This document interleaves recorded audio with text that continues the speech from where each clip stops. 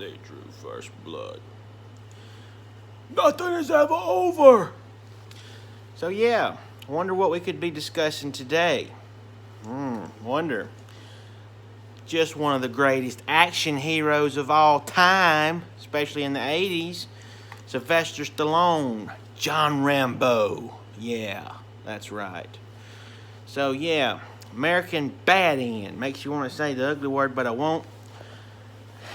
Just a tough as they come guy, Vietnam vet, comes back to America and gets treated like dog dookie, and launches a one-man assault on a bunch of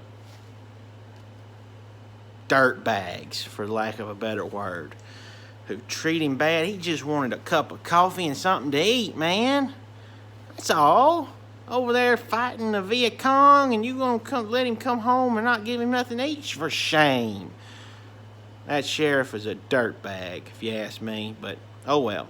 He's the villain, the sheriff is. I don't even remember his name because he was a bad guy. That was that bad, but... So yeah, John Rambo comes home looking for his army buddy, who turns out to be dead already. Gets thrown in a slammer. Gets treated pretty bad and washed by a pressure washer of a hose, looks like. Anyway, breaks out, breaks a few skulls in the process, hits a few folks, jumps on the back of a dirt bike and takes toward the woods. Why not? Gets up there, and they launch an all-out manhunt on poor Rambo. Bad move for them. This dude, ex-Green Beret, trained in hand-to-hand combat, marksmanship, evade and escape maneuvers, you name it, booby trapping, tears them up from one after the other.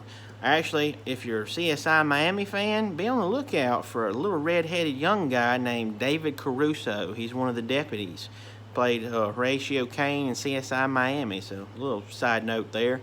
But yeah, winds up taking a good bit of them out of the equation, that is. I don't believe he killed anybody as of yet in the movie. Winds up back in town, and it's just him and the old sheriff, mano a mano. And it takes the old Colonel Troutman to come in and kind of talk him down, his ex-mentor, the guy that trained him how to be this killing machine. And he's like, I just want my country to love us as much as we loved it. How true is that? I mean, we should give, our veterans way more respect and way more admiration than we do, and especially back then for that, that era. Yeah, this movie was a hit, came out, kind of helped. I think Rocky was already out, but it just kind of added to Sylvester Stallone's action hero status. Start of another major franchise for him, and just a winner, It was a winner for Sly. Yes, he's a winner, Right. Anyway, First Blood. Then we move right along to Rambo First Blood Part 2. Now this one for me is one of my favorites. It's slammed right between Rambo 1 and 3. And we find Rambo in a prison rock busting camp, and Colonel Troutman comes to him with another mission to kind of help him, like, look, you come work for me again, you can have a chance to win, have a chance to serve your country, and maybe get out a little bit early from this hellhole prison. So he goes, he does it. His mission is to track down the Viet Cong prison camps where the American POWs are being held, and just take pictures, which kind of, for Rambo's like, just gonna take pictures? I'm gonna bust these guys out. So he tries. He gets one out. It's kind of, I guess, like living proof, you might add. Gets him all the way up to the hilltop where they're being extracted, and boom, this old dirtbag CIA field man calls it off because he don't really want to find any POWs. He was just trying to appease the American people, as you will. Kind of calm things down back home. But so yeah, Rambo gets left behind in deep in Vietnamese enemy country. We got the enemy is the Viet Congs, and this time added with the Russians. The Russians are kind of helping the Vietnamese. They torture Rambo, but he holds out and manages to get out and get escaped with the help of his Vietnamese female comrade partner. And so they get out. All kinds of trouble ensues, and Rambo unleashes holy crap terror on these Russians I'm talking about. Kind of his go-to thing, you might say, come to expect toward the middle or end of these Rambo movies, is him to launch a one-man war. A little bit unrealistic, if you ask me. If I had to critique anything about the Rambo movies, is I just don't know if one man's capable of such things. You know, it might be. There might be a guy out there who's even tougher. Who knows? So Rambo First Blood Part 2, really good, brings it back to the battlefield for Rambo, back to Vietnam. We get to see him in his element, his combat, commando, special forces, Green Beret element that we really didn't get to see in the first one. So that was interesting. It's a good movie, probably one of my favorites of the franchise. Moving right along, Rambo First Blood, well, why do we even call it First Blood at this point? It's more like Third Blood. Anyway, Part 3, Rambo. This one takes place in Afghanistan, so we're moving more toward the 80s, you know, that sort of Russian commie territory, if you will.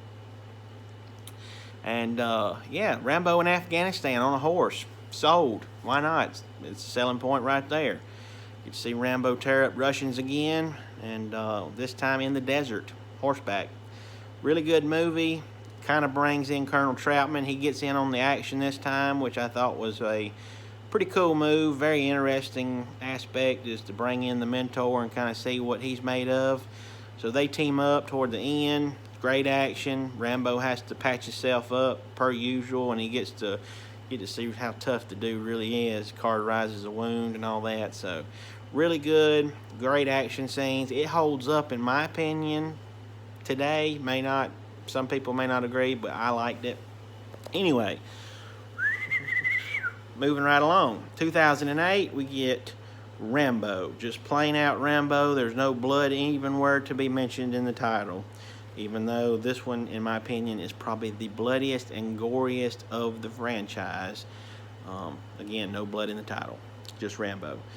So this one's in Burma. Rambo's kind of living a peaceful life at this point as a fisherman / snake finder, hunter, finding snakes and selling them to the people there. And so he reluctantly agrees to take these missionaries, totally different, two different things there.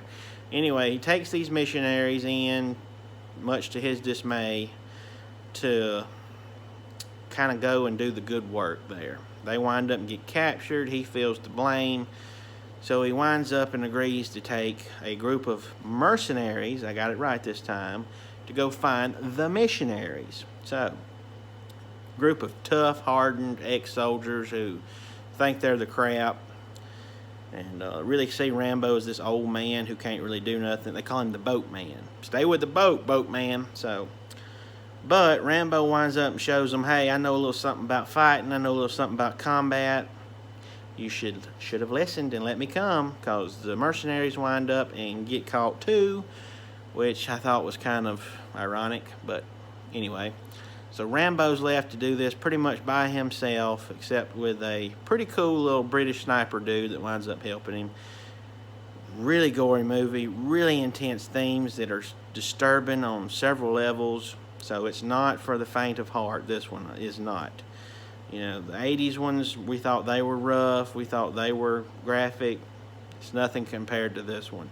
That being said, it's a decent movie. It's hard R, so go into it knowing it's graphic, and it's called Rambo, 2008. Anyway, Rambo, Last Blood, the newest entry, came out, I believe, before COVID back in 2019.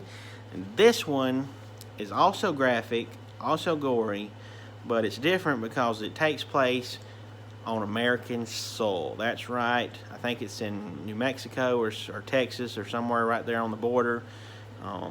Rambo's back at his family ranch doing the cowboy thing, part-time mountain rescue type deal he's got going on, but mostly he just trains horses and lives there with his live-in helper, lady, cook, kind of helps take care of everything for him, and her granddaughter, who Rambo has sort of took in as his own.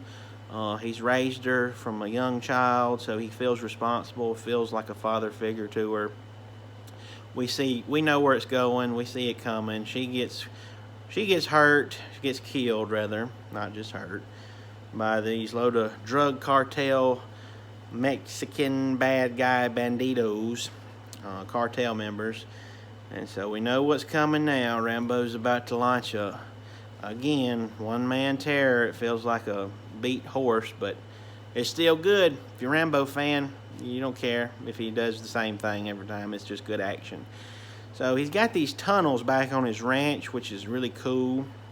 A really cool setting for a lot of the final action scenes, if you will, the final showdown with the bad guys.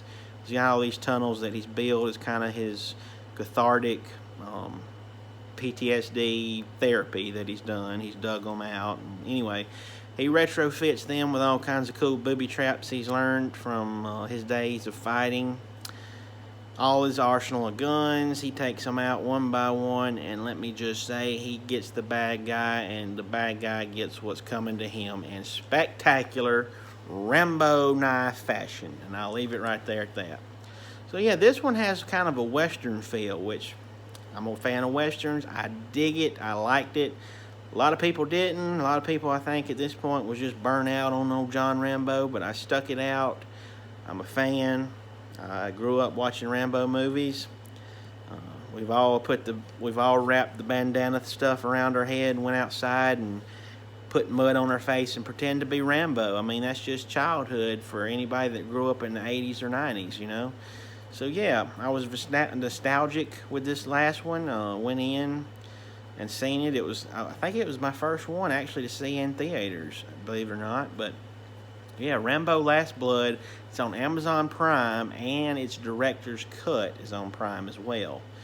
Really good movie, I thought. So you can check it out there. It's streaming free, or you can go out and buy it on all the big platforms. Go back out and, you know, rewatch the franchise. Have a Rambo day. I have one every once in a while. You know, get your old big knife, your big pig sticker out, and get you a bandana and just relive your childhood. Relive it. It's good. Anyway, Rambo.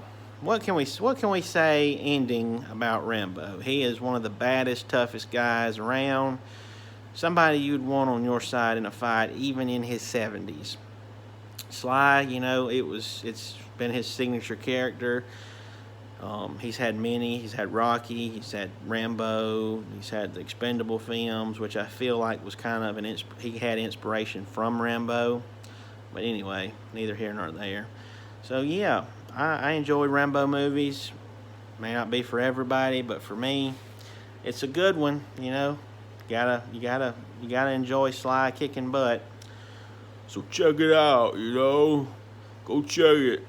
It's my opinion. And you know what I say about opinions? They're like butts. Everybody's got one. Some of them stink.